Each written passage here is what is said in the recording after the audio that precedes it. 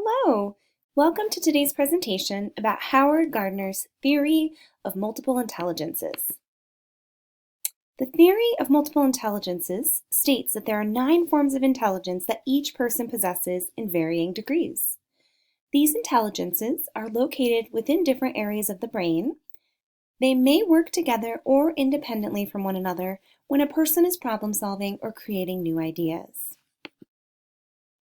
Howard Gardner is the theorist who created the concept of multiple intelligences.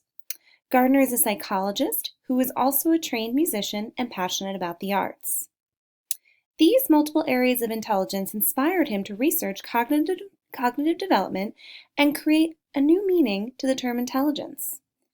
Gardner challenged traditional views of what psychologists had considered to be intelligence to redefine the term to mean an ability to create and solve problems or to create products and services that society values. Gardner created a theory from an extensively lengthy review of the literature surrounding cognitive development.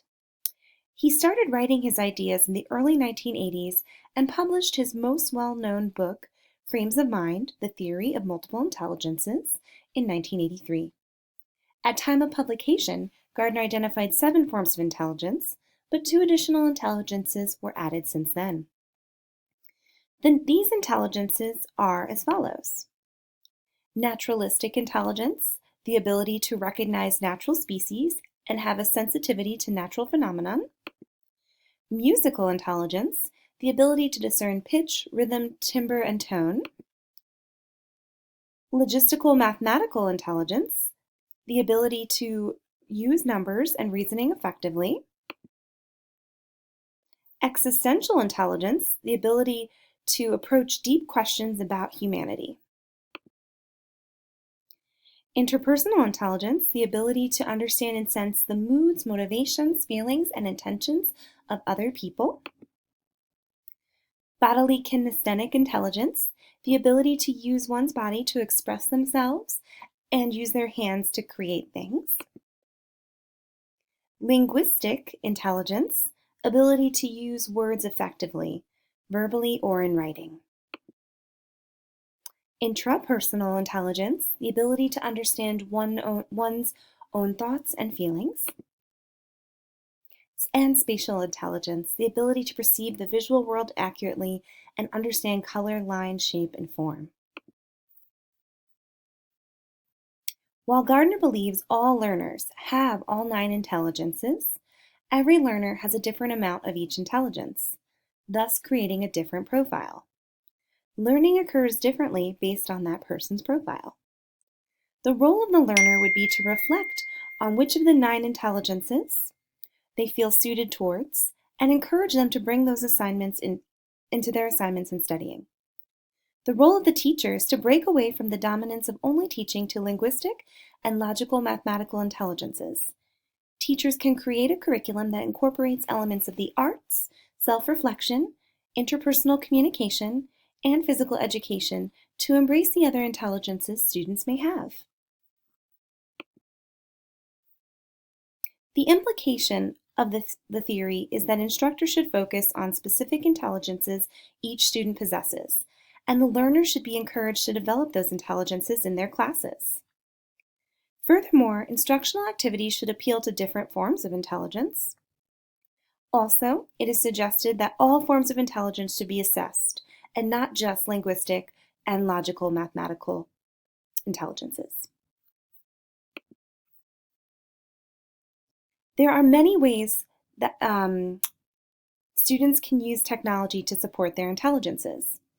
I think technology and new media can be very supportive of different types of intelligence, and each person will lean towards using a technology that embraces their personal forms of intelligence.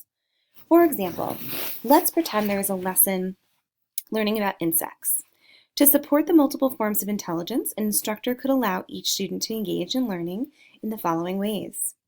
A student with naturalistic intelligence might go out into nature and use a GPS device to mark where they found each specimen. Another student with musical intelligence could write a song about insects and use musical DJ software to perfect it. Another student with logistical mathematical intelligence could do an experiment involving insects and upload the findings to a blog.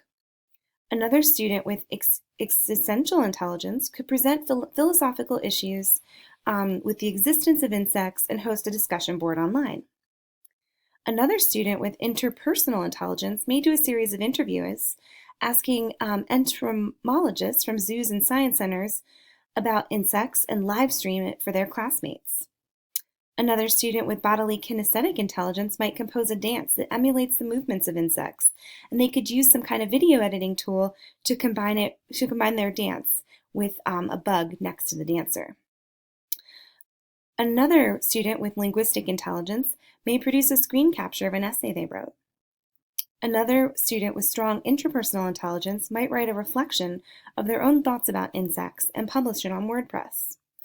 Another student with spatial intelligence might draft the plans for an insect observatory and build the insect house for the classroom so they can watch the bugs throughout the year, using photos and videos and other tech tools to share their observatory with students across the world.